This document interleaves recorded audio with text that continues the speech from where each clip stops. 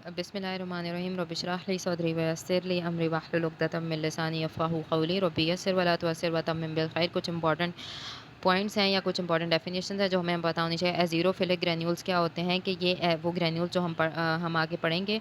हमारे पास ये एक ऐसे ग्रैन्यूल्स होते हैं जो कि जिनको रोमानोस्की स्टेन जो है उसने स्टेन करना है। तो रोमानोस्की स्टेन इनको स्टेन करता है, इसलिए एज़ीरोफिलिक ग्रैन्यूल्स का नाम देते हैं। इनको प्राइमरी ग्रैन्यूल्स कहते हैं और इनके अंदर एल्कलाइन फॉस्फेटेज एंजाइम मौजूद होता है। इस एंजाइम का क्या काम होता है कि इसने पैथोजन को डिस्ट्रॉय करना होता है। ठीक है, ये ज़्यादातर न्यूट्रोफिल्स के अंदर नजर आएंगे और जब हम टॉक्सिक ग्रैन्यूल्स पढ़ेंगे ना तो हमें पता चलेगा। इसके अलावा और कोई ये जनरल सी टर्म्स है, इनको आपको याद नहीं करना, बस आपको समझने के लिए। माइलोडिस्प्लेसिया जो बार बार वर्ड यूज हो रहा होता है, इसका मतलब क्या होता है? डिस्प्लेसिया होता है कि जो एबनॉर्मल डेवलपमेंट हो रही है, एबनॉर्मल ग्रोथ होती है ब्लड सेल्स की बोन मैरो में, उसको कहते हैं डिस्प्लेसिया।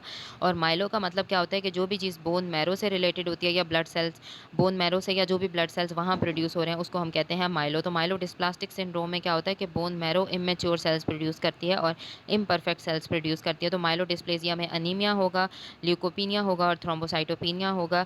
और अक्सर क्या होता है कि ये क्योंकि एबनॉर्मल प्रोलिफरेशन चल रही है तो एक टाइम ऐसा आता है कि ये ल्यूकीमिया में कन्वर्ट हो जाती है, कैंसर्स में। तो इसलिए माइलो डिस्प्लास्टिक का वर्ड आपको क्लियर होना चाहिए।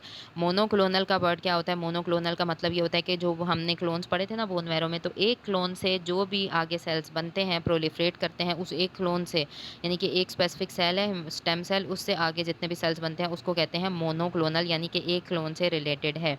ठीक है, उसके अलावा इडियोसिंक्रेटिक रिएक्शन हम बहुत ज़्यादा डिस्कस कर चुके हैं। कोई भी अनयूजुअल या अनएक्सपेक्टेड रिएक्शन, यानी कि अनयूजुअल है, नॉर्मली नहीं होता, अनएक्सपेक्टेड है, हम एक्सपेक्ट नहीं कर रहे थे, किसी ड्रग से हुआ, किसी फूड से हुआ या किसी सब्सटेंस से हुआ, कि नॉर्मली हम नहीं सोच सकते थे ये होगा। क्यों? क्योंकि उसकी ये प्रॉपर्टी नहीं थी, लेकिन वो एबनॉर्मल हो गया है। ठीक है, तो इडियोसिंक्रेटिक रिएक्शन अनप्रिडिक्टेबल होता है, डोज से रिलेटेड नहीं होता, चाहे आप कम डोज भी दें तो ये होना हो तो हो जाता है। ठीक है, और फार्माकोलॉजिकल एक्शन जो सब्सटेंस का होता है उसके मैकेनिज्म ऑफ एक्शन से रिलेटेड नहीं होता और ये बहुत लाइफ थ्रेटनिंग होता है। एग्जाम्पल देख लो कि फॉर एग्जाम्पल किसी बंदे ने कोई फूड या ड्रग खाया, उसको एलर्जी हो गई।